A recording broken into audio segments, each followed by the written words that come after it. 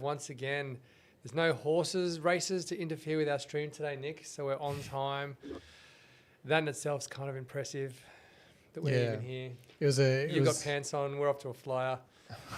We can't lose from here. It's been a slow, debate. I'm saying it's a slow news week. You reckon there's heaps happening? I think there's more than last week. Last week was slow. We had Melbourne Cup, you're right.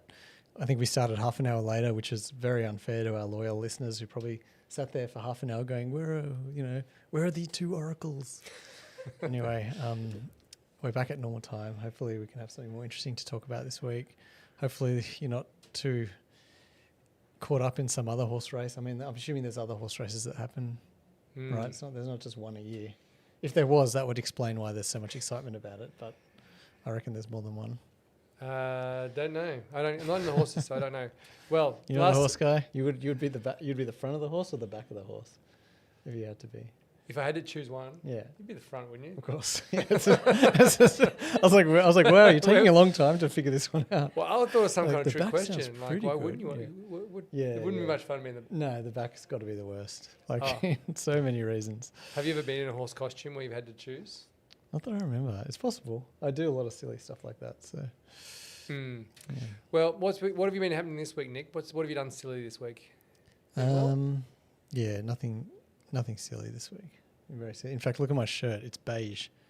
I didn't wear my usual orange shirt, which is just an oversight. Don't read into anything with this. What is going on with your shirt selection these days, Nick? It's always controversial.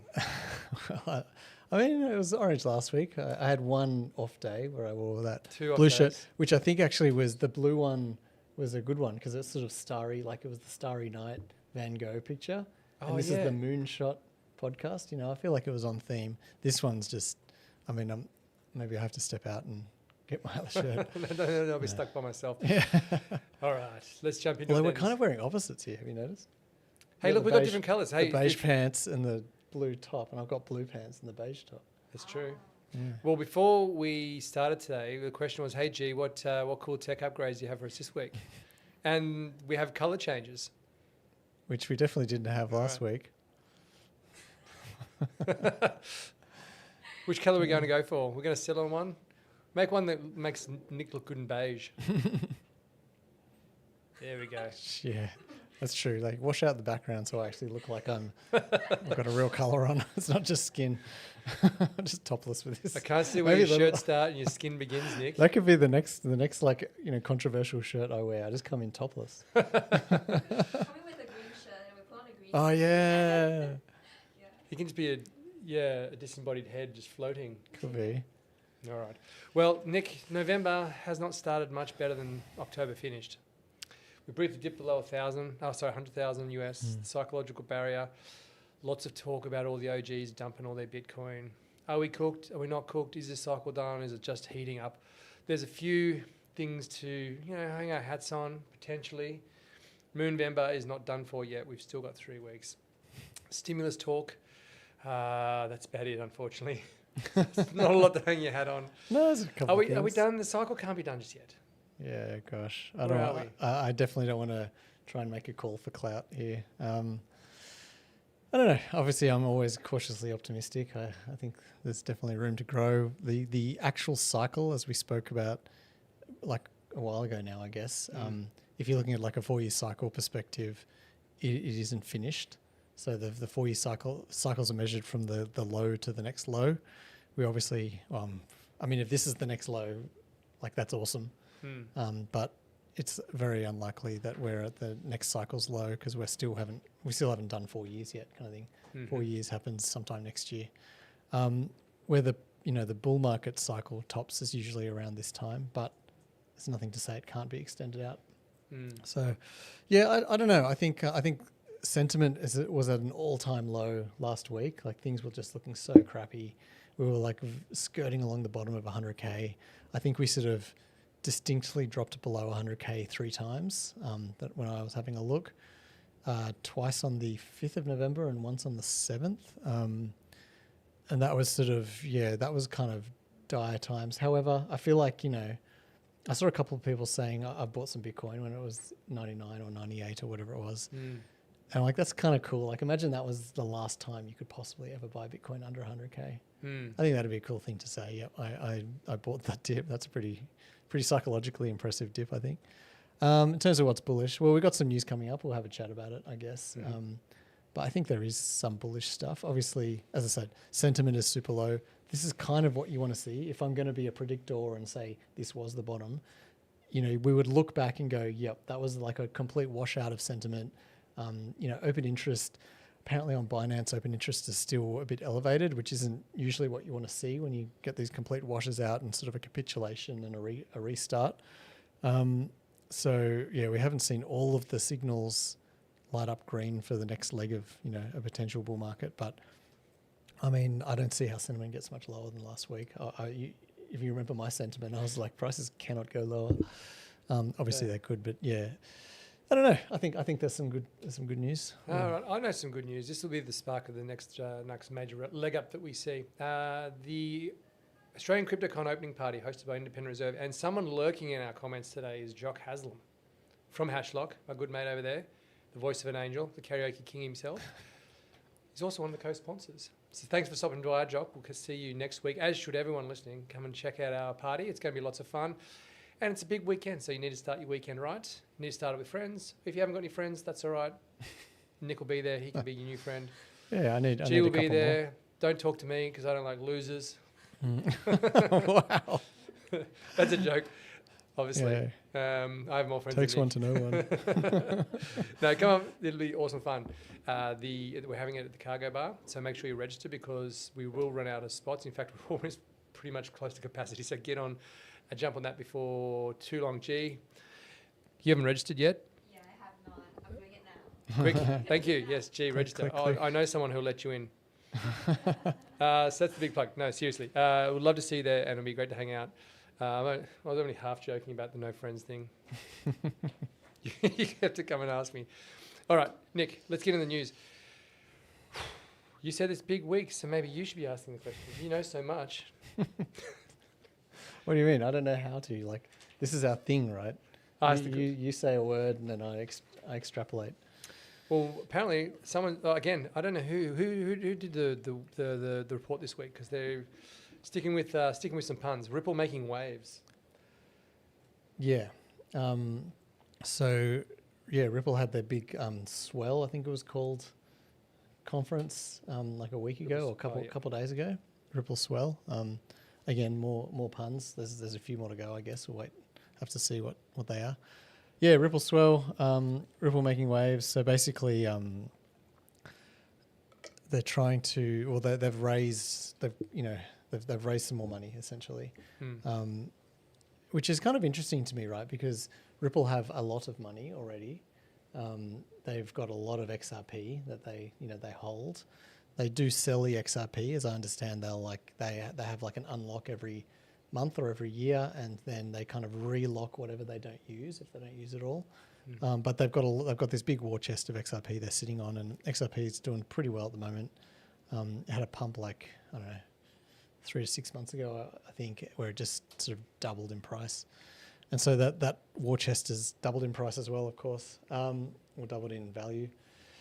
Yeah, so why? My question is, why would they need to do a raise? I feel like the answer is something along the lines of like making them more credible in the market, making them more credible to Wall Street, making them, allowing them relationships and allowing them to do things they couldn't do without those investors. So the investors who lead the raise, there's two of them. I can't remember them now. One was Citadel, I think, and one was... And Fortress Investment. Fortress, yeah.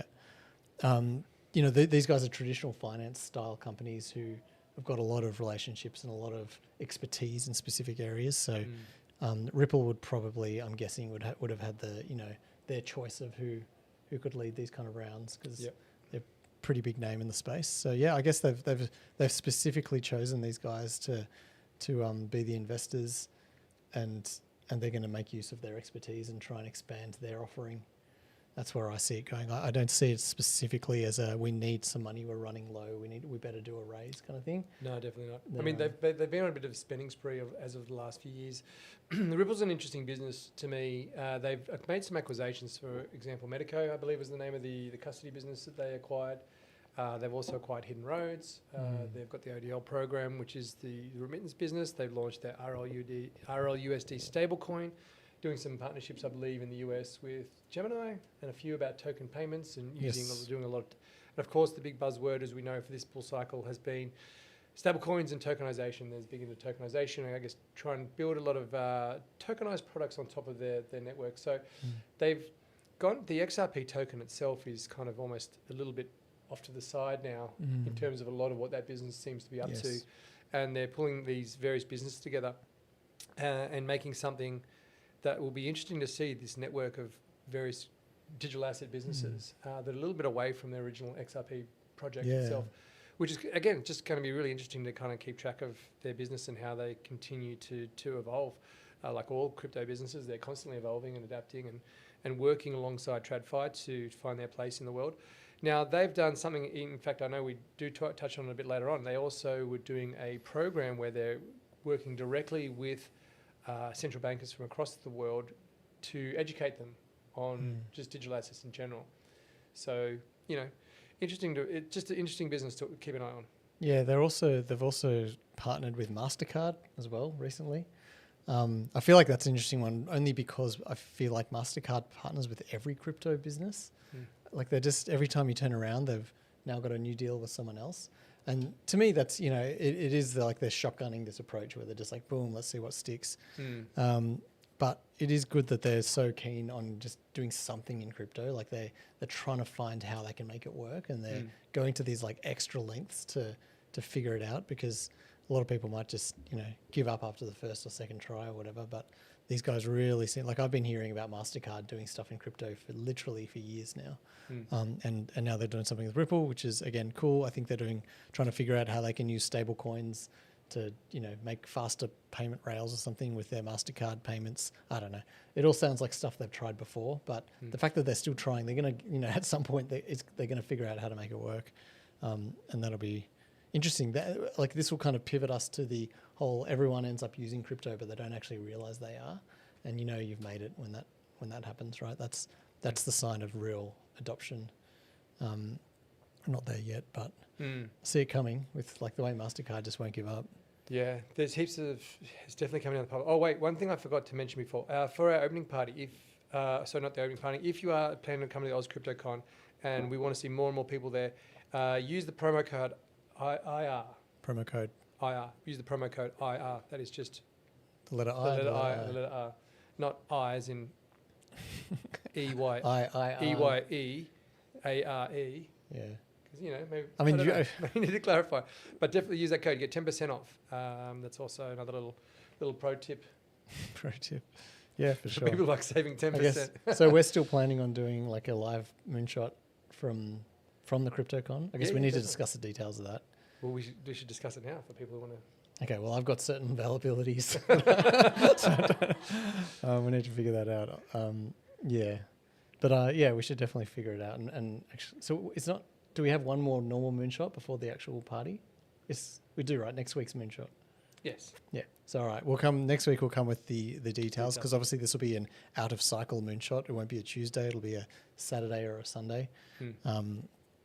But yeah, we'll discuss. We'll live stream for the whole time, and G and everyone will be there. The whole time. Well, that's the plan. Oh gosh. Just get the cameras rolling. And it's going to be one of those things where we're just like 4 hours in. We're like, oh, what else is to talk about? I don't know if we're going to be live. There's people who want to come on and jump online and be involved. All right. We'll figure it out. That's the plan. We can make some new friends.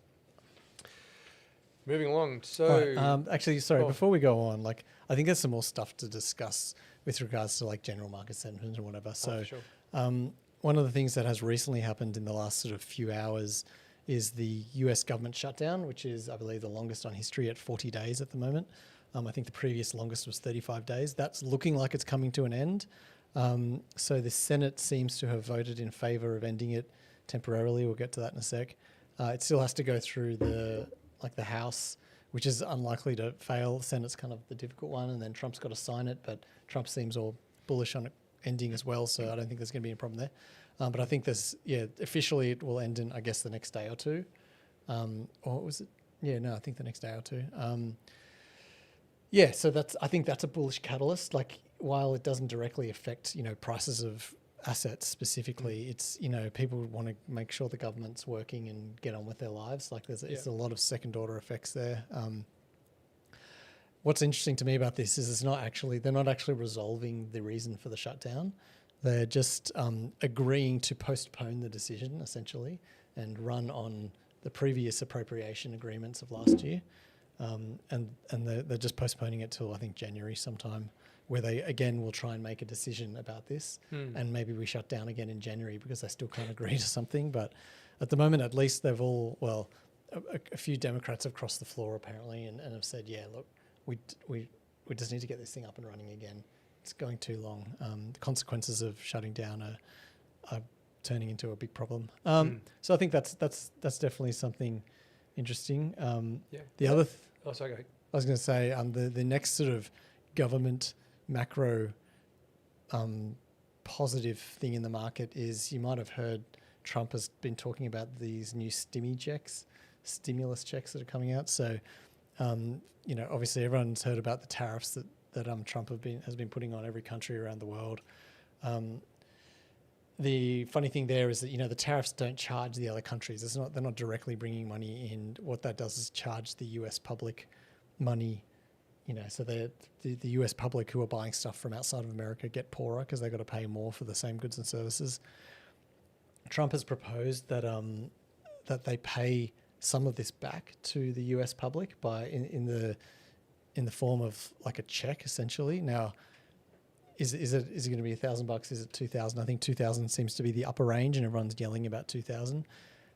The problem is $2,000. If we so the other thing he said is that it'll only go to the non-rich people, basically. So it'll only go to people who kind of supposedly need it.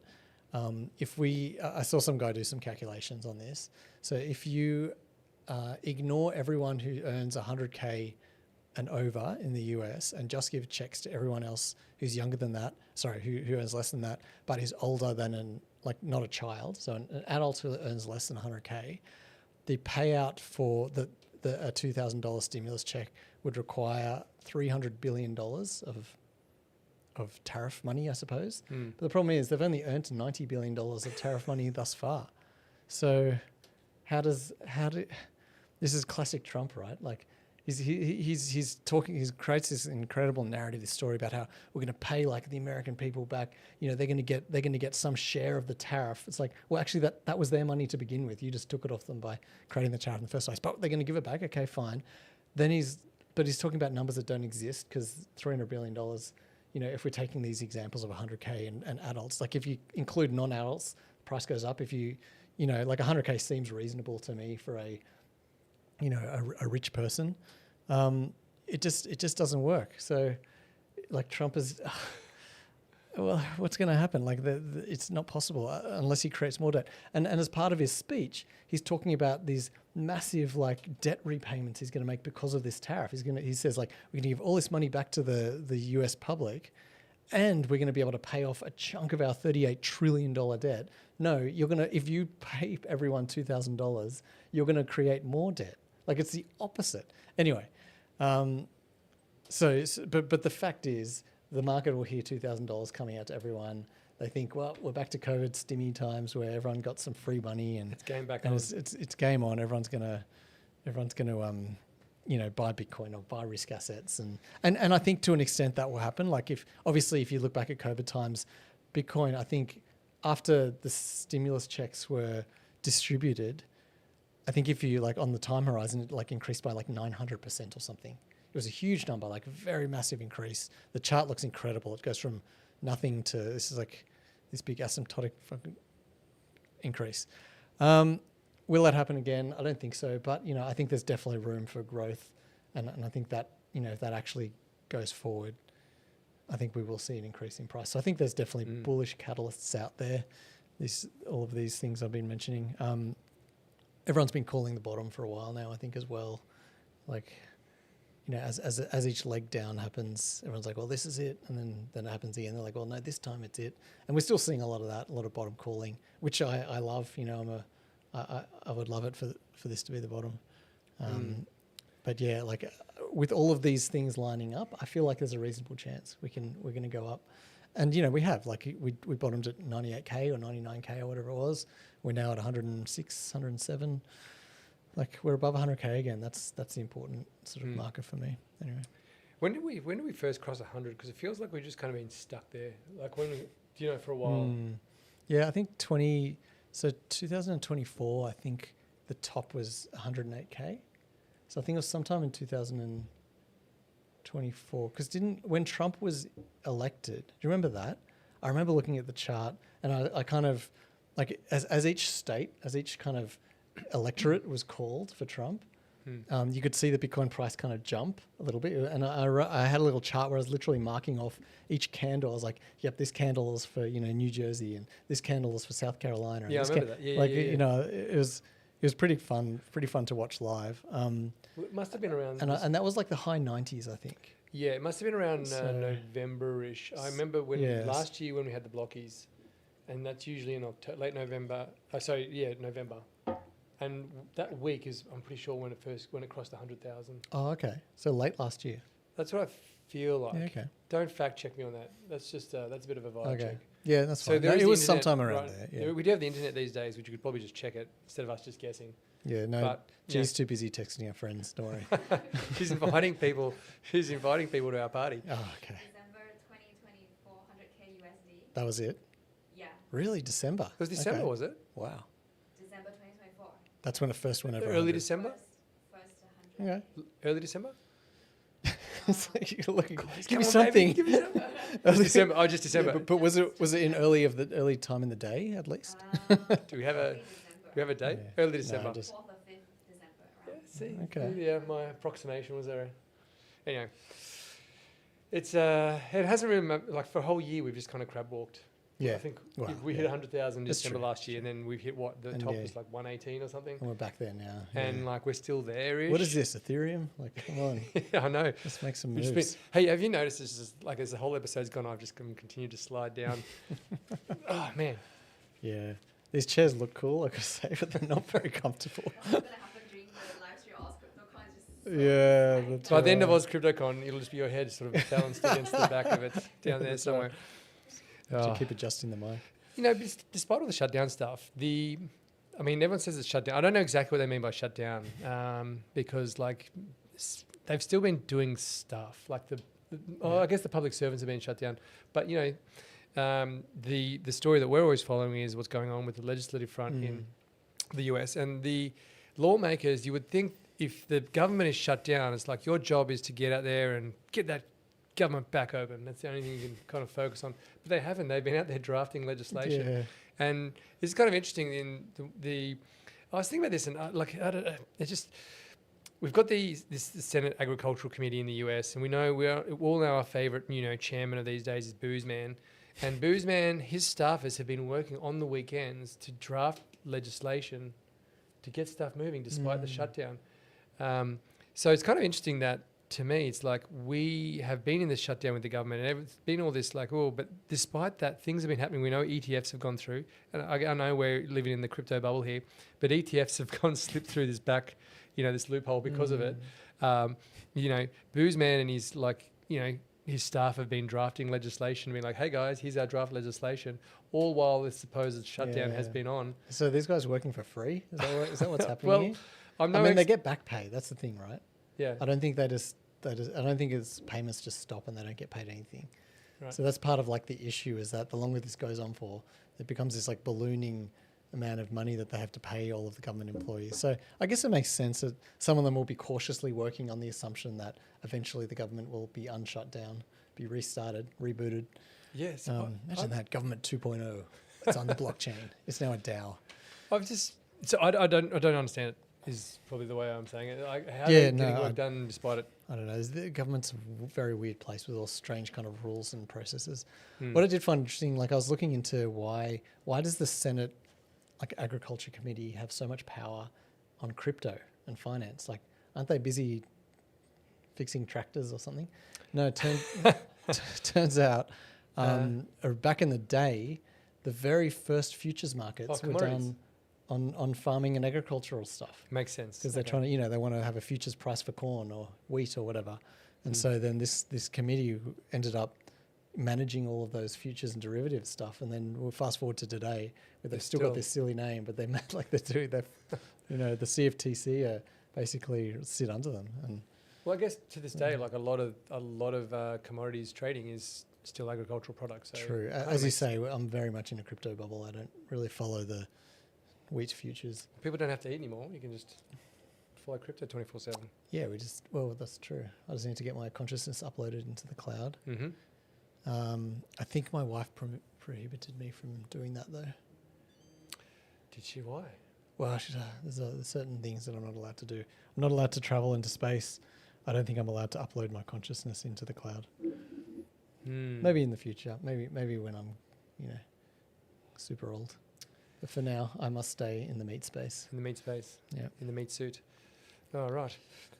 So you've had the debate. How close are we to being able to upload our conscious? I thought it was still some time away. Are we close now? Oh, I don't think we're that close, but it's just a hypothetical. Like the rules get put in place early, just so there's no room there's no wiggle room. We're like, well, technically, no, I'm not allowed. I'm not allowed to upload. But it'd be kind of lonely. You'd probably be the first one there. It'd be like anything else. If you're the first one to get there and you're like, hey, swear my conscious is uploaded, and then you're like, oh man, this is worse than being dead because it's like not even, there's no one here. I mean, I could chat to some like large language models, I guess. They're getting more interesting these days. Actually, did you see the one about the AI that now trades crypto, like real crypto? And did you see that thing? So it's called like no. Gosh, I can't remember it's no something. Anyway, the idea is that you sign up to this thing, and it will use ChatGPT, Grok, DeepSeek, and maybe like 2 or 3 others, Claude and something else, and you give it like money, give them each like $1,000, and then it just does trading basically based on TA, based on technical analysis, and it just trades as best as it can, and it's sort of you can read all of the decision making. So it's like, oh, I feel like this is this, and I'm going to hold it here, blah blah blah. Yeah, it's really cool. Like that's kind of the future to me. I'm like, I don't want to trade. I don't want to spend all my time doing this thing. Let's get a computer to do it. Anyway, most of them have lost money so far. So it doesn't really work. But apparently Grok did really well. Like, oh, come on, mate. It did like 5x the money, and then kind of reverted to the mean again. Like it came back down to the average. So it got lucky. It maybe it made a mistake and got lucky and did really well. But I think like this is version 1. Like it can only get better. Yeah. And I'm being a bit harsh. They didn't all lose money. I think maybe 1 or 2 of them after like a week were like a couple $100 under, or maybe not even that. Maybe like $20-$30 under. And the rest of them were sort of just a bit over. So, but what you got to do is you got to compare it. You can't compare it to, for the $5,000. You have to compare it to like the Bitcoin price, for example. Like that's got to be your sort of standard, because if you just buy Bitcoin and hold, well, and you're beating these advanced trading bots, well, what's the point? But I thought that was really interesting, and I'm keen to see how that project goes. Maybe we should put some money in it live. Actually, we should do that sometime. Maybe next week, or if we can, we'll like spin it up and can show people. Oh, last week. Do you remember last week there was that flash crash while we were live? So we were in Sydney and no one was watching us anyway, so I guess it didn't matter. Yes. But like, because everyone was out at the horses gambling, but we were completely unaware that there was a giant dump happening in Bitcoin as we were sitting there talking about, hey, maybe Moon Timber will be better. Yeah. Yes. Okay. Geez, didn't we look like? Yeah. Where were you then, G? Me? Yeah. I was in the same room. Yeah, but you need to be feeding us this information. We're not like, we're in a bubble here. We don't have access to the outside world. You're like chatting to your friends on AOL. Invite them to the IR party. Oh, good. Yeah. Well, that's good. I'm drumming up some friends for us, which is good. Well, Nick, you were talking about this. Like, we've had this discussion a few times, because you were saying that if AI does all the trading, they're all trading it based on what they think the humans will do. But eventually, they're all like it's 2 AI bots both taking a guess at what the other human will do. But there's no humans left in the system anymore to do any of the crazy stuff that creates the volatility. Yes. So I feel like I'll just kind of end up with this like You just like lock on at Yeah, some point and be like, literally. well, now we've got nowhere to go. Well, there'll Because be humans some, aren't doing it. There's no, you know what I mean? well, I do, but I feel like so right now the edge as a human is you can maybe, and I'm just talking purely technical analysis trading. You can see a technical indicator that maybe someone else has missed, or they're too focused on something else, and that can be your edge. You can have like a wider knowledge of technical analysis and maybe make better decisions on average. But when it comes to computers, they don't forget that kind of stuff, right? Like they will have, at their disposal all of the technical indicators that have been used in the past, and they can make, risk-based assessments and decisions. I think what probably the edge is going to be in that case is maybe, the AIs that are closer to the trading, like that have less latency. Maybe there'll be other kind of edges that these AIs will get when they all know that they're all using the same rule set. Because as soon as one has a better rule set, the others are going to be like, yeah, cool, I understand. Like I can just back test that and take it. Anyway, I think what's possibly interesting for this project, which I don't know the name of, unfortunately, N of 1. That's what it's called. N of 1. N of 1 just came to me. I think what'll be interesting is at the moment it is only technical analysis, but once it starts being able to import things like sentiment and Twitter posts and market data and all this kind of exogenous data feeds that it doesn't have access to at the moment because it's purely doing technical analysis trading. It's looking at charts and, deciding based on psychology and tea leaves what the next move is going to be. Once it starts getting a broader range of inputs like market analysis and the news cycle and political stuff and macro and all that kind of things, I think it'll be really interesting to see how it goes. And possibly it'll just be, completely paralyzed by choice and never make any trade. Because it's pretty funny watching, like on this thing that I watched a YouTube video where this guy went through it, and you can see the bots kind of making decisions. And sometimes they get a bit freaked out. They're like, oh, I don't know what to do here. Okay, I'm just going to do nothing. Like it's literally like a person's talking about it. The bot's just like, going, this is too much. Okay, I'm just going to go for it here. Or no, there's too much risk here. I'm out. I don't want to lose any more. Kind of. That's the thing. I'd love to see some algorithm like work out FOMO and be like, everyone's going mad on this thing. I'm just going to go all in because everyone's going mad. And I think there's like, even at a really basic level, there's room for that in the market because I can't be awake 24/7 looking for these FOMO signals, right? I want to lead my normal life, but an agent, like an AI agent, absolutely can do that. That's what they're built for. You can just sit and go, okay, run and just constantly analyze. And when you see something that looks like some kind of FOMO, wait for some validation mark and then put some money into it. And once it goes up, 10%, get it out and just constantly do this kind of thing. But again, like we're going to revert to some mean here when every bot is doing this FOMO thing and like it's everything's just going to average out. Yeah. No, the FOMO thing, the FOMO thing's real. So that's a great segue into the next article, which is talking about the ASIC boss gets FOMO after the meeting with the SEC. Yeah. So I like this. It really paints that guy as a child. Like, what's his name? John Logan? Joe Longo. Joe I remember, maybe ASIC listen to us, maybe they don't. We don't provide financial advice here, so I'm not sure why they'd be interested. But yeah. The thing is, like, I remember listening to Joe Longo, and Joe Longo was, I'm paraphrasing here, but he came and gave an opening address. He's like, yeah, we're going to regulate you all out of existence. Okay. Thanks, Joe. Gosh. That was paraphrasing, of course. He didn't actually say that. Right. But he really did not, left us with the impression that he really did not like digital assets. He thought that most things were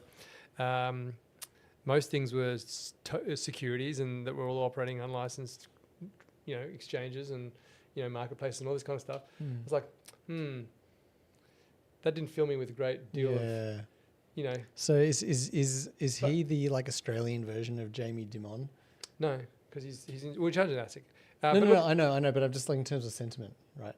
Like, Jamie Dimon hates crypto, but then like the company he works for, JP Morgan, is like balls deep in crypto. And it's like, I think I'm going to regulate you out of existence. And the next minute he's like, we better catch up. Yeah, look, I mean, I don't know Joe. I don't know his personal views. I remember listening to him once at the an AFL press conference, and he was not in any way sort of bullish about crypto or the industry, which, to be fair to him, I don't think he understood. Well, I think... to be fair to him, he's stupid. Is No, that what you're saying? No. Sorry, I'm paraphrasing Lee now. Thank you. Yes, you mischaracterized. No, what I'm trying to say is he was. It wasn't like he came out and was like, I'm all for this industry and yes, innovation's great and all this kind of stuff. It was very much just along the lines of we're going to be super cautious here, and ASIC has a history of like at least over the last few months. There has been some more clarity from the, particularly the Treasury Department and the politicians about them seeing this as a valuable space. So some of those earlier views from ASIC seem to have tempered a little bit, and they go, okay, great, maybe now we've got some clarity. Okay, we know where we can enforce things and not, we know where we shouldn't be overstepping the mark, so to speak. That seems to be the vibe. Anyway, so do we want to explain exactly what? Well, so the whole purpose of where I'm getting to is it seems to be there's been a painting this picture of Joe as like hating crypto. Maybe he doesn't. Maybe he really loves it quietly. But if that's the case, maybe in public be less anti it, then I'm not sure. Anyway, whatever. The point being, there seems to have been in his most recent press club talked about being very actually bullish about the tokenization. He's been seeing what's happening over the US and saying, hey, we're actually behind, and tokenization is actually a really good unlock for efficiencies in capital markets and financial systems. So hey, let's get all about it. Which like I said, contrast that with maybe some earlier comments where I got at least the impression that he wasn't super bullish or necessarily saw what we saw in terms of the value of this industry. But now, fast forward, hey, we all come around eventually and say, and now there seems to be some really positive comments. So this is a comment. This is hey Joe, thanks for coming around. Yeah, I think. He's looking at tokenization, which is sort of how do we tokenize things in the TradFi world, I guess, at a high level. One of the things the article mentions one of the things Joe mentioned was like back in 2018 was the first time in Australia we tokenized a real thing in traditional finance, put it on a blockchain, and that's quite a long time ago in terms of crypto, right? 2018 is sort of what's that, like 6 years into crypto from the Bitcoin days when there's no such thing as DeFi kind of thing. So that's a long time ago in Bitcoin terms. What happens there was CBA had some kind of private blockchain where they tokenized some kind of fund, and a bunch of like non-retail participated in it, and they've done sort of stuff on the edges there. And CBA have always been like they have their emerging technologies kind of division which looks at this kind of cool stuff. But yeah, I think Joe's realised that a lot of countries now are pushing forward, creating these like a regulatory sandbox that allows companies to play and get their hands dirty and really try new stuff out. So I think the thing like tokenization on its own doesn't excite me a heap. Like I think it's the right thing to do in terms of using the technology to its best advantage, but tokenizing whatever, it's kind of boring. But what does interest me is he's speaking about relaunching the Innovation Hub in ASIC, which does get me excited because that's sort of that's the sandbox that we want to see, the innovation area where people can try new stuff and get some relief from the existing regulations and allow them to push the boundaries and see what can happen in a safe environment, I guess, in a space where they're not going to get sued by ASIC, which is kind of always the risk and real stifle to innovation. So I want to see how that goes, and obviously he still has to put the money where his mouth is and do it. But No, I'm all for this. I'm all for this. The tone in Australia, we talked about Operation Choke Point 2.0, weeks ago. And for those of you who don't recall Operation Choke Point 1, let alone Operation Choke Point 2, was in the US, we can see there was evidence that was a concerted effort by the then administration to really destroy the crypto industry. They didn't want it, they didn't like it, they didn't see value in it. And there was a systematic attempt to try and debank it. And, to the point where there was documentation that says, people like crypto was still flourishing. Well, when I say flourishing, was still existing. And there was comments from, Treasury officials over going, hang on, didn't we unbank this entire industry? There was explicit sort of evidence that was showing that they were like, no, we'll just shut them out. Signature, Silvergate, two banks that were heavily involved in crypto during the bank run of 2022, 23, whatever it was. Silicon Valley Bank, and all these banks went down. And there was this cascading effect of like bank closures. And then they're like, well, that's a great chance to shut down these two banks. And, they kind of just disappeared overnight. But they're like, hang on, we're solvent, we're fine. Yeah, Why'd you shut us yeah, down? Yeah. And in hindsight, it's kind of like, well, they were just too heavily in crypto. So this whole idea of Operation Choke Point 2.0, which obviously came through a number of levels, was a real thing. Mike Bassina, as a lawyer, was like, he was citing documents that he'd read himself, right? Mark, if you're listening, I'd love to find out what those documents are, and I'll share them to point out just how real this thing was. Anyway, the point I'm trying to make here is that we have seen governments across the world really shift in the last, it's not that long, 18 months. Since Trump got in, basically. Since Trump got in. Yeah. And the SEC changed its tune, which meant that, other regulators from around the world have changed their tune as well, which is, to me, is kind of like, well, it's not like industry has, the digital asset industry has really changed its tune, right? The promise of what people said, hey, this is the good things about it, here's the potential it can have, they've been pretty consistent. It's not like someone popped up yesterday and was like, tokenization, we can do it. It's like these tokenization projects and people who'd been saying tokenization has been around for the last 5-6 years. Yeah. Right?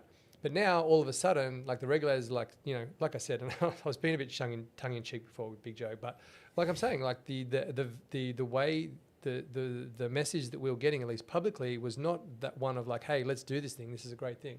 So just the fact that we now have someone up there going, no, we need to get involved in this because we're going to miss out, is, it's the shift in the US has shifted the world's view, at least, which is just 100%. incredible. And it's probably hard to really, what's the word I'm looking for, like really explain or really give the sense of just how dramatic that shift has been. Because from our point of view, nothing's changed. Yeah. But all of a sudden, all these people who were like, that industry is worthless, has now been like, no, this is the industry we need to actively foster. Yes. But I think the tough part is it takes so long to make these changes. So the mindset can change, but the gears move slowly, especially when you're shutting down the government.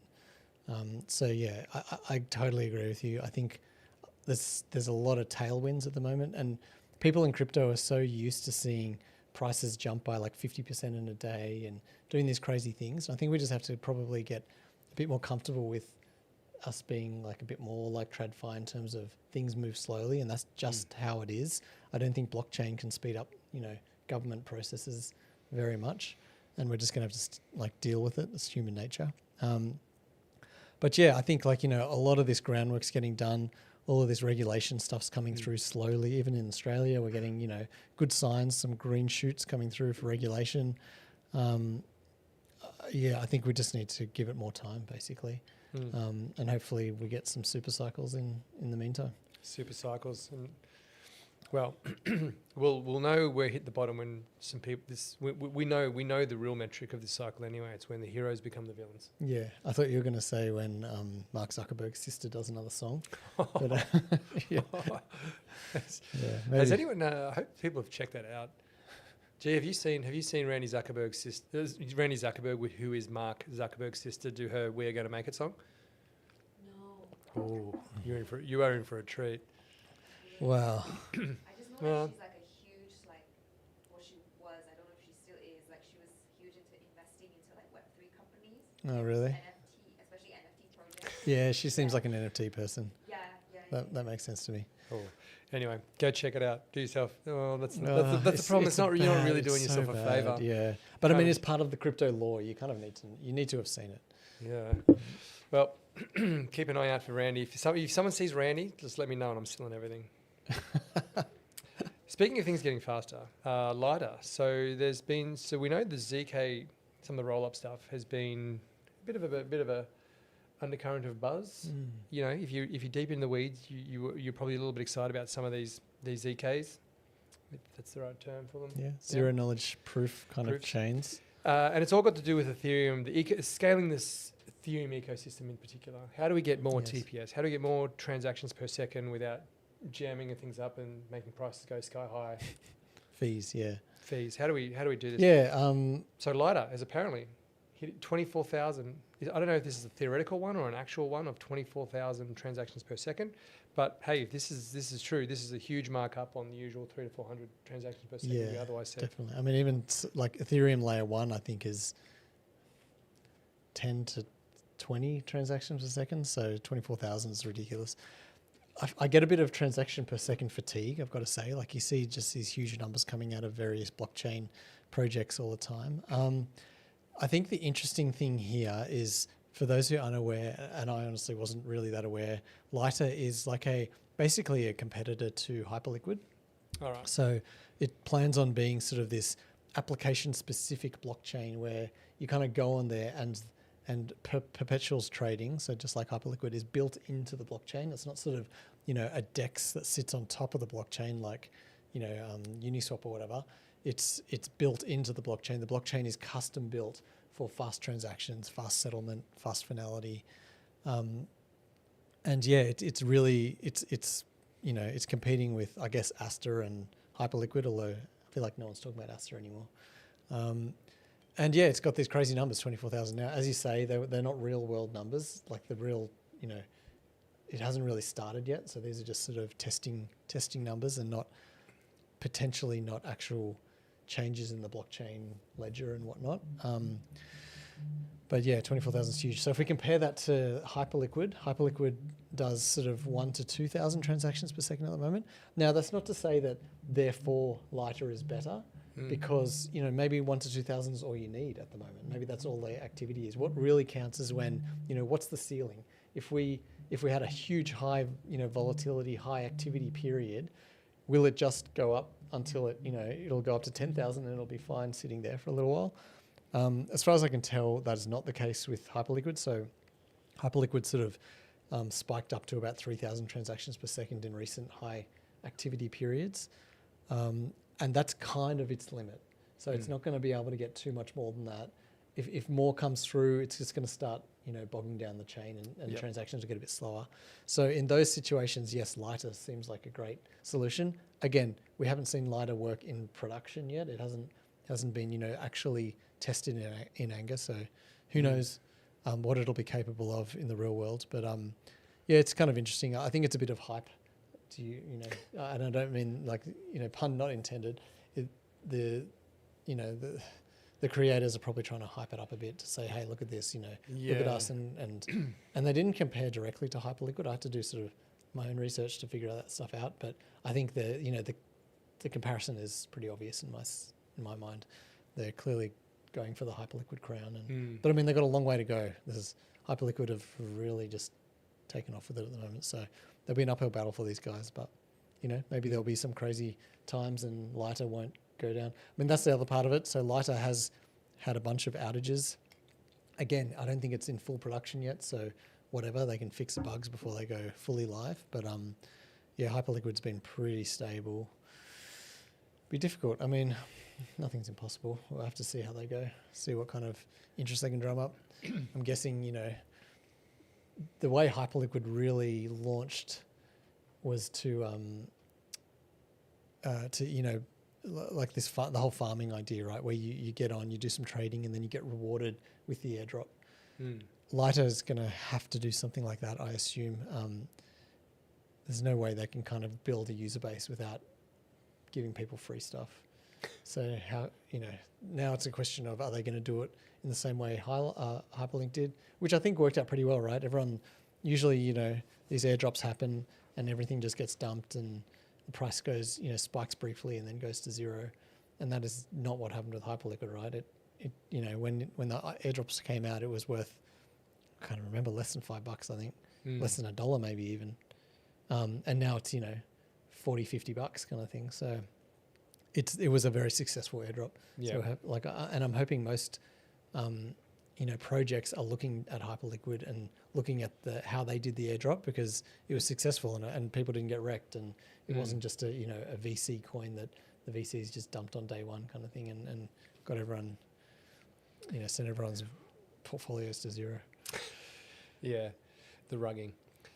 That's interesting. Yeah, I mean, I guess the other thing as well is that it's not just about the transactions per second, but obviously the volume and the awareness and the product that's on it. And the UI and and how all this kind of can it act in the way I think a real test, which Lighter hasn't really gone through yet, I guess, is like a big liquidation event.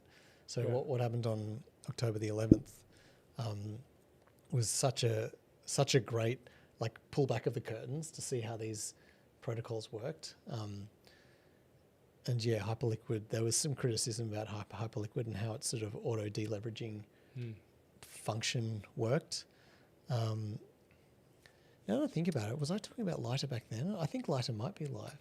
Potentially, I can't remember. Oh man! Yeah. But you are right though. Those big events, and if they work, like if you can survive one of those ones, in fact, not only can you survive it, you show to excel kind of through that and go, hey, we weathered this storm. That is a huge signal, and I think to this day, like if you talk to people from Bitfinex, for example, there's always that question over Tether and like, well, are you guys back to back? And they're kind of like, obviously the not everyone has access to all the accounts of Tether, which we know is kind of a problem, but they can point to the fact that on days where there's been depeggings and all these type of things momentarily, they were able to handle redemptions in the billions, right? And they did it. They did huge volumes. They never broke. You know what I mean? They were able to continue to process those things. And they said, well, look, over a weekend, like I can't remember what the number was in the billions. So over one weekend, we processed, I don't know, $15 billion worth of redemptions, which is a huge amount of money to process. And we didn't falter. You're kind of like, well, geez, you did pretty well. That's pretty good. I don't even know if a regular bank could like be managing this kind of withdrawals. No, totally. You know? I think Tether's an interesting one if you're comparing it to USDC, because redemptions do work differently. So with USDC, if you're like a corporate customer, you can get a direct account with them. You just redeem one for one. Whereas Tether, it doesn't quite work like that. You have to, like, they've got minimums, they've got fees, they've got like there are a bunch of other roadblocks in the way which make redeeming directly with Tether it's just more friction, and so a lot of people would just do it on chain rather than do it directly with Tether because it's often cheaper. But no, you're absolutely right. Like there would have been a lot of the corporates that do have Tether accounts, they would be properly redeeming and testing the system, and Tether has depegged. It's been depegged many times, but without fail, it's been temporary and always returned back to somewhere around 1. Yeah. And in fact, at the moment, which is like one of my kind of signals, Tether is under $1, which it hasn't been for a long time. Now it's only just under $1 by 1 pip, but it's sort of been over $1 by about 4 or 5 pips for quite a while now. And that usually to me is a more bullish kind of situation where people are buying Tether because they want to get into the market. And the fact that we're sort of on peg now means we've kind of come down from that high. So that's kind of one of my signals I'm looking for as well, to see when Tether goes back over peg. I'm like, oh, okay, we've got it's a bit of buying. There's a bit of a change in direction here. That's interesting. That's it's an interesting observation. Yeah. Well, hopefully no one from Tether goes to jail, unlike the poor devs who got 5 years from Samurai Wallet. Nice. Good segue. I like that. Yeah, no, apparently some Samurai Wallet developers. So this is weird. Again, we have to pick up on a previous theme going, do you shoot the messenger kind of, I guess is the analogy here. So Samurai Wallet developers, so Keon Rodriguez, so he's been given 5 years in prison. What has he been sentenced for? Unlicensed money transmitting business. And you can't just transmit money with an unlicensed. We know that's a breach of AML and CTF and all that kind of stuff rules. And prosecutors have said that the wallet privacy processed 237 million in illicit transactions for over about a 10-year period. So we never did dig in. First of all, who is Keon Rodriguez? Was he just the developer? Was he the guy who was running the business? Does this case mean that there was he knew that illegal stuff was going on? It was like, hey man, not my problem. That's just my software. You know what I mean? Like, how do you end up being 5 years in prison? Yeah, this is a really tough one for someone who thinks that if you believe that privacy is like a human right, and you see this kind of stuff happen, it's a bit of a blow. So the two competing arguments are, one, privacy is a right. We shouldn't have to display our financial transactions to the world. The other side of it is, without KYC and travel rule style stuff, which means the travel rule basically says that you have to have KYC both sides of a transaction, so the sender and the receiver, and we don't have the like things like Samurai Wallet, using coin joins and whirlpools and stuff like that to hide transactions. So Samurai Wallet itself is just a wallet, right? But it just has like it's got inbuilt privacy functions that allow you to make your Bitcoin transactions more private with a bit of extra friction added on top. It's a hard sell to say, you shouldn't be allowed to do that.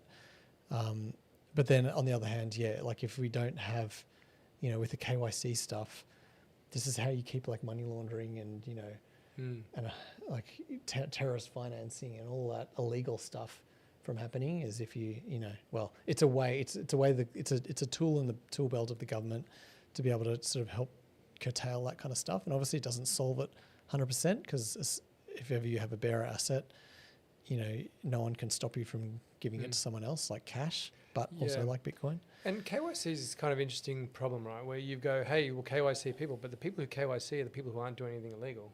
Yeah. And so you've got a big sort of restriction and breach of privacy for people who aren't committing crime anyway. Yeah. And the people who are committing the crime, they're not handing over their IDs saying, oh, hey, by the way, here's my ID. They're obviously using stolen IDs or they're using ways to flout it anyway, regardless. So is there evidence that suggests that the funding of illicit activity has even ever slowed down since they brought in the AML-CTF regime? I can't answer that. If I had to guess, I would say yes. I would say like if we didn't have that stuff, people would just be doing it willy-nilly, fully rampant. Like, do you remember the Westpac thing where Westpac got fined like $1 billion or whatever it was because they just didn't have AML and all of this really bad like child porn kind of stuff was happening on their watch. Now, if during that time they did have, proper KYC policies and procedures and whatnot, would that have stopped those activities from happening or would they have just happened somewhere else, I guess is the question. That's my question. Because it's like, yes, the people who want to do the right thing, the people who are doing the right thing are saying, I'm doing nothing illegal, you can check out what I'm doing. But they're like, KYC me, whatever. But then you've handed over like surveillance or whatever to people who are doing the right thing, where the whole idea of it, the logic of it is to go, no, we want to make sure that it's really hard to do illicit activity.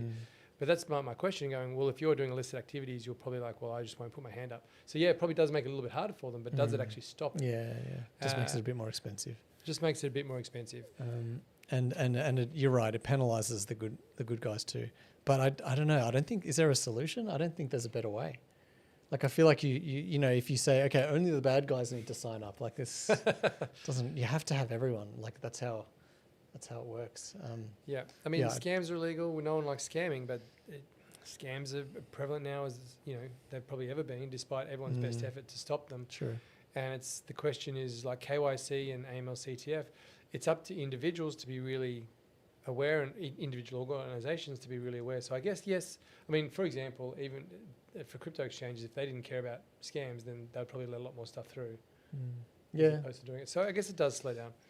But slow it down a bit. I think so. The interesting thing that struck me for this one is the lawyer for the Samurai Wallet guys tweeted saying something along the lines of, I really need help here from the crypto community. This is just the worst decisions being handed down by the courts here. We need like she called the courts woke. She's like, these woke courts. You can't possibly fight them in the courtroom. It just won't work. We need people to email and write to their officials and representatives and get this changed in the White House, because that's where we're going to be able to have a reasonable decision come through on this. It's not going to happen in the courts. And she's basically given up on the courts at this stage just because of there's almost no point in fighting it because she knows it's a preordained outcome. And that's got to do with the protection of having open source or civil liberties or rights to privacy. That's right. And some guy developing a bit of software. I see a lot of people also kind of likening this to the Silk Road stuff, right? So this same lawyer actually, I think, worked on, the Ross Ulbricht Silk Road case. And so she's well versed in this kind of stuff. I don't think they're really comparable though, because Silk Road, and to be fair, well, if we try and compare them, Ross Ulbricht got pardoned, right? So shouldn't these guys should definitely be pardoned, because I feel like the Silk Road stuff is worse. Silk Road was like a marketplace where illegal stuff, undoubtedly illegal stuff, was happening, and they were taking a cut of all the payments, and there was nothing to stop the illegal stuff from happening. And not to say there's stuff to stop the illegal stuff happening on Samurai Wallet, but it's, because they're anonymous transactions, or pseudo anonymous transactions on the blockchain. It's not the same as a marketplace where you say, I want to kill, Joe Schmo over there, and like I'll pay $300 for someone to do it. Like that's kind of different to just sending some funds from one place to another. And this whole case seems to be is there two sides of it, right? One's the unlicensed money transmitter, and the other one is the illicit activities that are happening as part of this project, this Samurai Wallet project. What are they? They seem to have settled on the the unlicensed money transmitter, which kind of makes more sense to me because that's specifically against the law. But this guy's operating out of a different country, and I guess he just didn't do enough to stop the American citizens from being able to interact with it. And look, that's Like, you know what, how do you to be do honest, that? that's clear enough. Like if you're running a business without a license, like that's just Out of a different country. Out of a different country, like you got to know that stuff. That's basic. That's business 101. But it's a different country. Like he doesn't, he's from Venezuela. Where is he from? Spain? Somewhere? Like he's not from the US, right? Well, And they got extradited. you got extradited? Yeah, because I, as far as I can tell, he was offering this service to US residents. Well, And they're like, all right, we'll come for you. And he's like, God damn it, I just put a smart contract on Ethereum. Why am I? This is not fair. Anyway. oh man. Hey Nick, didn't you have some charts? That you Yeah. So this kind of harks back to our first discussions about, are there any bullish catalysts? More about, so G, can you bring up that one with the first one, I think, with the lines? Yeah, that one there.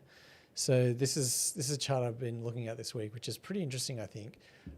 Basically, the black line shows the Bitcoin price. The yellow and red or orange, the yellow and red lines show when large sums of Bitcoin have been moved. So what this allows you to infer is when OGs, basically like original guys with the big Bitcoin whales, are selling their Bitcoin. So you can see, like at the previous high, there was a bit of yellow and red activity in the middle of the chart there, and that makes sense. People going to sell when prices get hot. But if you look at the current time, like basically all of 2025, as far as I can tell, it is just full of orange and red lines. Like that is. Does it become meaningless at this point when we see so much? Well, no, to me, because you can compare it. You can compare it against history, right? So we've just had so many Bitcoin OGs offloading their Bitcoin, which kind of explains why the prices have been so depressed during this period where theoretically, according to cycle theory and everyone's tea leaves, we should be pumping all-time highs. It should be we should be getting like ridiculous 5-10% candles. Mercury in correct alignment for this to go straight north, but here we are. Yeah, but so to me, this is almost a bullish sign, right? It's not that. It's just once these guys run out of coins to sell, like it's going to be like the beach ball under the water. Like they're holding it down right now, but like they're gonna and they will run out, right? Like these OGs guys have probably been in it since Bitcoin was worth $10 or $5 or even less. And they've held on for long enough, and it's time for them to buy their their super yacht and whatever. They're going to live their lives now. Yeah, exactly. And good luck to them. This is a classic distribution. So I guess one thing to caveat with this is all we can see here. We don't know people are selling. There's no on-chain market in Bitcoin where you can actually get on-chain data showing sales. All this is showing is movements, but it's a proxy for selling. So it might not be all 100%. A lot of it might just be people moving funds around, but it is generally a proxy for selling. So people moving their funds, usually it's coming out of cold storage and going to, an exchange, and they're dumping their coins. I mean, it makes sense. If you're holding Bitcoin, you don't need to move it to the exchange. Sorry, I bumped it. You don't need to move it to the exchange to buy more. So no, that's right. I mean, but there are other reasons people might move it and not be selling. But yeah, generally, like at a high level, roughly you can extrapolate these movements with selling, and you can just see like at a high level the number of sells. So I think the yellow lines infer 100 million or more in movements, and the red lines infer $500 million worth of Bitcoin or more movements. So they're big numbers. And what I'd love to see this chart in is not with the y-axis in USD, but in Bitcoin, because it might be a bit different then, because it kind of makes sense, right? as the price goes up, the number of transfers of high value of obviously going to go up because the asset's worth more. But it's still, you can still infer a lot from this. I think like these are big numbers that are getting moved around. 100 million, 500 million. You know, we're not, Bitcoin isn't worth enough that those are normal kind of movements yet. Yeah, that's true. You'd love to see the movement in Bitcoin. Obviously, it takes less Bitcoin to do it. Yeah, exactly. Numbers, so I think it wouldn't be like, you're seeing this in Bitcoin. It wouldn't be as bad as it is now. But yeah, I think this is a really interesting chart just to show how much activity and sell pressure there've been in huge numbers in Bitcoin over the last sort of, 10, 11 months kind of thing.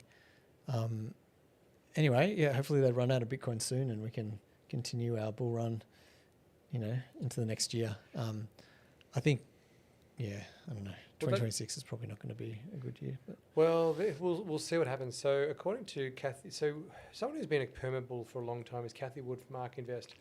Now, she comes out recently and she says her price prediction is being slashed by 300,000. So we're only going to get to 1.2 million US, which is still is a nice little return from here by 2030. Sorry.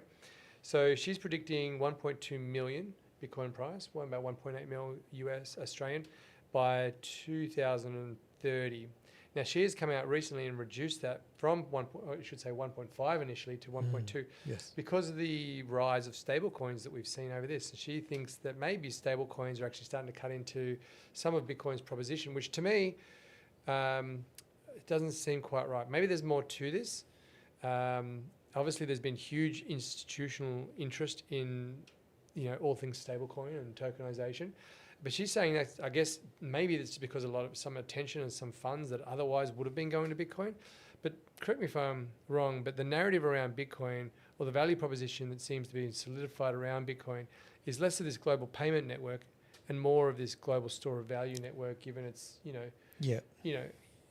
the fact that the dilution and the debasement of it compared to relative to fiat. So stable coins, despite being more popular and in vogue and more institutional investment going into the adoption of using that for payments and settlements and yada, yada, yada, it still doesn't solve the fundamental problem that these fiat currencies by nature just debase more and more. Yes, I agree with you. I think her position that people are using fiat, using stable coins as like a way to save their money, probably in the long term, is a bad bet.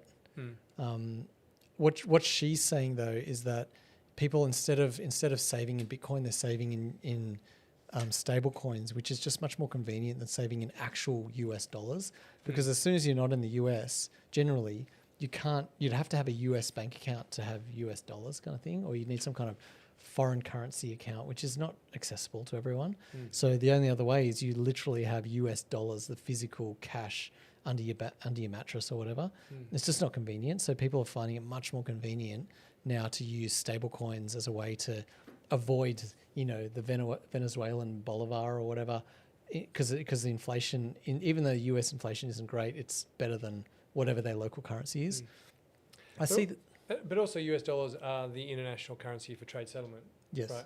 And we see this routinely with, a lot of the customers that we see sort of even out of Africa, Latin America, and a lot of places, the demand there for USDT, because I guess they see it as a sufficiently trustworthy proxy for actual US dollars, which for them, because of the banking system and the way that network works, it's far more accessible for them. So they can now participate in global trade far more easy because they've got access to. Sorry, I was being a bit quiet. They've now, through these areas, got access now to US dollar banking, which incorporates them more into global trade than they previously had before. I think I've told you the story about it the time I went to the Maldives, and you can go there and everyone trades on US dollars, even though the local Maldives have their own currency. I can't remember the name of it. I think I nicknamed them wizards because I just didn't have a term for the actual currency, so Maldivian wizards. And you could buy Maldivian wizards with your actual dollars or whatever currency, but you couldn't get back out. Right? So of course they were kind of like, well, great, I've got this currency that nobody wants and it's expensive and it's trade and the spreads on it would have been huge. And so people just were like, enough of the wizards, I'm just going to stick with the US dollars. Repeat that across a lot of developing countries. There's just a natural demand for US dollars in a lot of countries, unsurprisingly. And we see this all the time. There's lots of, there's businesses that want to do trade in Africa, for example, and I know I had this conversation with someone recently actually, and they wanted to buy more US dollars. So there's huge demand for USDT. They prefer it in a lot of cases because they've got access to the plumbing to move USDT around. It's faster, cheaper, more accessible, less friction than actual US dollars. Yeah. Right? Yeah, for sure. Especially when you're not on the system, like when you're outside of the US, but you want to transact in something that doesn't lose its value overnight. Yep. Yeah, I think like short term, Kathy's probably right. Like people, it's much less risky to put your money into, USDC or USDT than it is to put it into Bitcoin and watch it go down by 10% overnight kind of thing. But I think long term, and we're talking 5 years here, like that's such a long time in crypto.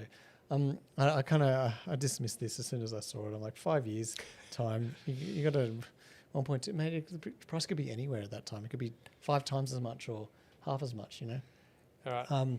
But I still think I still think in the long term she's wrong. I think in the long term her original thesis is correct, I suppose is what I'm trying to say. In that people, hopefully will realize that, an asset that cannot be printed, cannot be debased, it's got to be superior to something like, USD, even though you can put USD on the blockchain now. All you're doing is like putting lipstick on the pig kind of thing, Yeah. I always find that funny. I mean, people always talk about the tokenization of things. They're like, you can tokenize anything. You're like, well, what's a US dollar stablecoin? Yeah.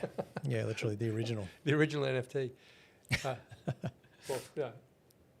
It is fungible, I guess. So that doesn't hold. Yeah, true. Forget I even said that. I've that's been half asleep today. Hey, G, total segue. Have you managed to find any more friends for our party? I'm going to just plug another party plug. Yeah, a lot. There's going to be a lot more people who are going to show up. I thought you said we're almost already sold out. We don't want any more friends. Can't have any more.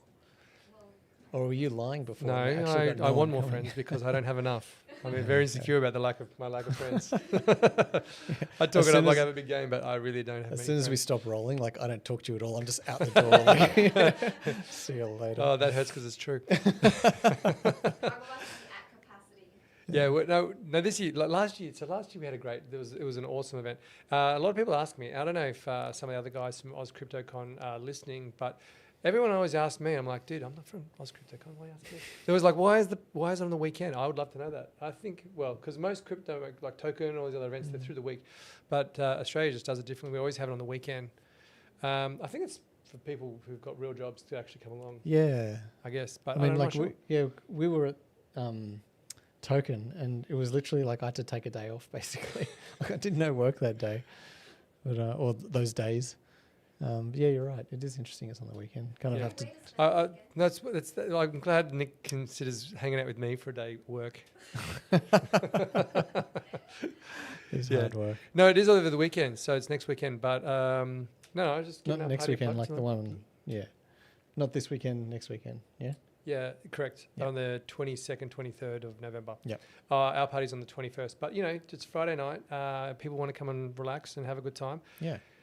Get your last tickets and have a run with the Moonshot team. Yes, do. Yeah. Yeah. I'll be there, and I'll be wearing.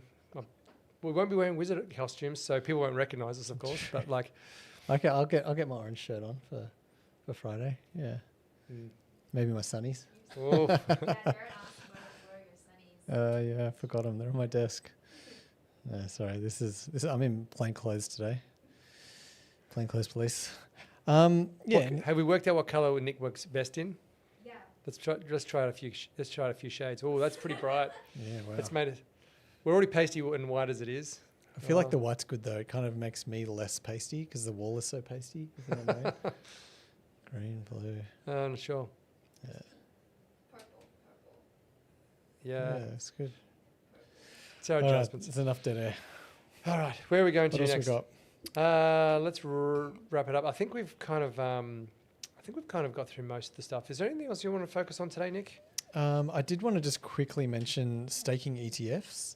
Oh, yeah. So the IRS and like the US Treasury have kind of come to an agreement, basically essentially allowing ETFs to stake proof of stake coins, which in my mind is hugely bullish, right, for those coins.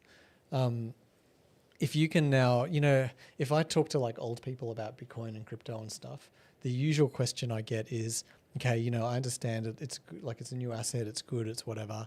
It has all these properties. But where's my yield? Like if I'm gonna buy this stuff, I want to earn yield. And I usually have to sort of weasel my way around. Well, like you can't be debased. So the yield is inflation basically plus, it's a new asset. You got all this upside and blah blah blah. And there's like the asset appreciation. I kind of worm into the yield concept, but the reality is like it doesn't, it just sits there. It's a pet rock per se.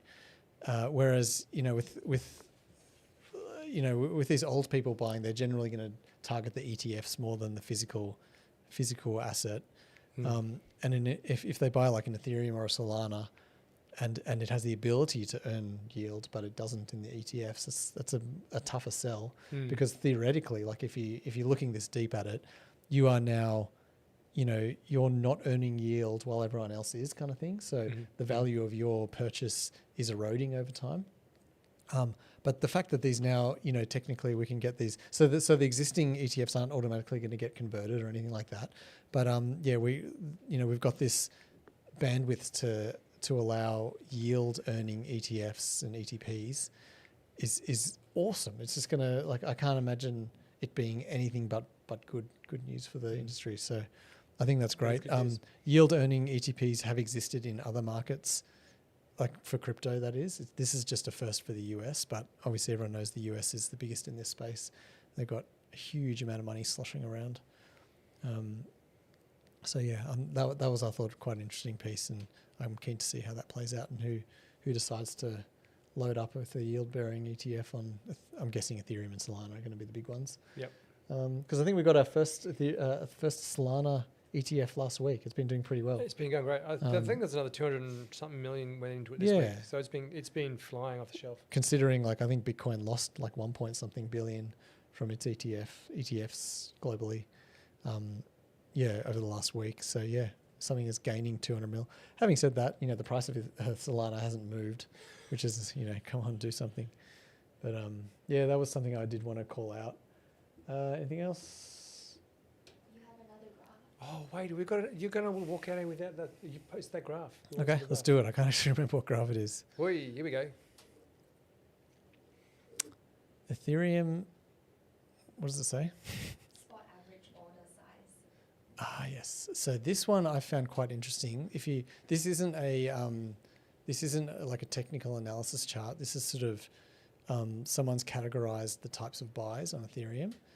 So what this was called out for was the green dots there show when. What does the green dot show? That shows when the company's institutional buying is happening. Can you read it? It says Sorry, this is. big whale orders. Big whales, yes. So when the big whales are buying up supply, you can see those are the green dots. And that was what this thing was about. So you can kind of see where they're buying, which is kind of interesting. What more interested me is the red dots. So the red dots are the retail buyers. It seems like we need to follow retail, believe it or not. Look at those buys. The first one, sure, they kind of messed up there after a period. Initially, it was a great buy. Yeah. But then they picked the bottom on the second from the left. There's another little retail dot there, which is also the bottom. And then the one the closest to the right is retail again. Is retail again, basically at the bottom. Yes, there were some big whales further down, but man, if you were just running one of these N of one, LLM AI bots doing your trading, and you told it to just trade when retail does on Ethereum anyway, you'd be doing pretty well, I reckon. But I thought this is an interesting kind of visualization of who's buying when, I guess. Anyway, that's all I wanted to say about that. All right, we're back. Yeah, we're back. What else? Singapore. Alt L1s. Okay, so this is an interesting story where a bunch of alternative layer ones, so not Ethereum, but places like things like Polygon, Solana, and Stellar for some reason, and there's maybe 3 or 4 others, have all got together with Fireblocks as well, actually, to figure out some kind of standard for blockchain interoperability, which I think is a really cool thing. So I guess what they're trying to do is make it easier for people to just make it more transparent and seamless for people to trade across blockchains, or at least move value across blockchains. which is kind of harks back to what we were talking about before about, blockchain and like crypto stuff. You'll be using it, but you won't know about it. This is like what you need, right? You need some kind of standard in the back end that allows protocols to transfer value across chains with no friction. And this is what these guys are getting together and trying to build, which is kind of cool. Can I hazard a attempt at an analogy here? Oh yeah. I know you're like, I know you'll put me down a peg or two. Can't wait. This is why I said yes. Yeah. Just so I can put You know what? I'm down. going to have a crack at it anyway. Yeah. So before Federation in Australia, for example, they had different rail gauges between the different states. Terrible analogy. No, just kidding. Go on. Sorry. Oh. Yeah. Back in the place. Right, they had different rail gauges, and it was a real problem for the fact that, I mean, that is interoperability, right? And a really basic concept. It's kind of like you get all the way, check out my sweet rail. It's so fast. It does 1,000 TPS per second. Which is trains per second. Trains per second. Yeah. It can handle like this many wheel spins, whatever. And you get but then you get to the border, you're like, shit, there's like 4 meters difference in my... And so you have to bridge people from one train to another you have to get on there. Correct, Yeah. right? And this is the thing, they're like, I've got a better idea. Someone eventually was like, how about we just come up with a standard gauge for all the different areas? And then we came up with an international, at least in a local, like a geographically... So not international. Not international. Actually national, yeah. I've got you Intranational. International. So obviously between New South Wales and Victoria and Queensland, they're Yeah. like, that's a great idea. Let's have our railway gauges the same, which meant that, oh, sweet. So I don't know, like if I'm just extending that analogy, which feels like you've accepted it at some level, that wouldn't you just need one blockchain to rule them all? Look, it's a good story. But yes, I mean, one blockchain. No, and I agree with your sort of logical conclusion to this problem. I feel like if we come up with some really sweet interoperability into blockchain kind of translation framework technology that allows you to go from blockchain to blockchain, it like somehow changes the train, maybe the train's wheels, do this between the gauges or whatever. Still the same train, but you've invented a way to allow the train to travel from one track to another. I do feel, and it's probably different with trains, this is where the analogy falls over, but I feel like if this happens and we get to a point where all the blockchains are as easy to use as the other, then you're not going to have anyone locked into a blockchain. Therefore, everyone's just going to coalesce on the best blockchain. Like everyone's going to go, you know what, this one is 1/4 cent per year cheaper. Why wouldn't I use that? And even if it's only the slightest bit cheaper or the slightest bit faster, there's no reason why you wouldn't use it because everything else works so seamlessly. That's true. So I agree that I feel like we will eventually, collapse down into one blockchain that maybe just does it better. And then all of this interoperability stuff kind of becomes redundant because we're not really using it anymore. I'm making a lot of assumptions here, obviously, and trying to get to a logical conclusion. But I feel like maybe is that our eventuality? We get down to one blockchain because of this interoperability, advancements in technology that these guys are trying to build. I don't know. We'll find out. It's going to be Yeah. fascinating to watch. Like everything else, I don't think anyone has the answer, but it's good to watch it all unfold in real time. This is why everyone comes out here to hang out because that's what we're doing, right? Yeah. Checking it all out. Just shooting the breeze. Well, we can talk about the other stuff here, but you know what? I feel like we've covered most of the stuff. Yeah, I think so. The only other story I had to talk about was the thing, and you mentioned it before, where they're getting a bunch of bankers and regulators and stuff in to do a course. I just found that kind of funny. Let's do it. There's I think Singapore is organising this some kind of educational piece where they're basically getting they've organised a bunch of people in different countries, in Australia included, to get around the idea of crypto and blockchain.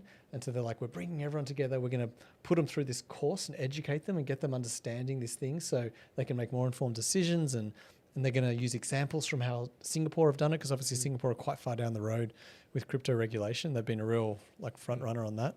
But what struck me as weird is so this course goes for 6 weeks and it's 8 hours long in total. Is that what they're boiling my entire job down to 6 weeks and 8 hours? What's that? An hour and hour and 10 minutes a week or something. Yeah. Oh, Let's try it's and just- fill the well with that teaspoon in 5 hours. Oh man, It's just there's Yeah. too much. You can't That's synthesize it down to that much detail. Hey, here's some Jared's DJ McRiddle. We all know who that is. Popped up. He said, you know, Lee. He didn't say it directly. He's like, Lee, your analogy's terrible. What TC? He's gone with TCP/IP is a much better analogy. Is it? Is it? Nick? To be honest, I don't know much about the history of Test shreds off. TCP/IP. Oh, Jared's waiting. You're not going to test shreds off him. You would have if it was me. Well, I actually knew your analogy. I remember like the whole rail gauge thing. And not that I tore shreds in it. I just think it worked to a point, and then it broke down. You can't take anything I say I mean, seriously. TCP, I guess, yeah, there was like back in the day, they had different protocols on the internet to determine how to route traffic and route packets. And we all like ended up using TCP/IP, which maybe was, again, I don't know if it could be like, was it VHS and Betamax kind of thing where even though Betamax was the better technology, VHS had better marketing or whatever, just had a better head start, and everyone ended up using VHS. I don't know if that's the same for TCP/IP, if there was actually better protocol, better technology, and we just ended up using TCP/IP. Again, same with the rails, really. Like whatever gauge we ended up on, was that actually the better one, or like was there some guy going, "You idiots, 13 3/4, 4 like." Yeah. Anyway, I don't know. TCP/IP is interesting. But. I mean, it's slightly more related to crypto than trains. So maybe it is slightly better, but I don't know enough about it, sorry. But good point. Thanks for interaction. Send us all your messages. All right. How's that? That was good. I think That's we're good. Well, I'm glad you were gentle with the analogy. I was expecting to like cower in the corner as I was like being told what was such a bad idea. No, it wasn't. I But mean, it was adjacent. I'm still here with my confidence slightly intact, so All right. well. Well, All right. Well, Jared, sign us out, Jared. Oh wait, Jared's not here. G, can you sign us out? Can you say goodbye to everyone for us? Bye, everyone. Bye, everyone. Well, no, you guys could do the. oh, do we have the clacker? Oh, it's over Oh there. yeah, the clacker's there. It's not updated though. The date's. That's all right. No one reads it anyway. Clack it. Clap it. All right, guys. Even though this is supposed to happen at the start.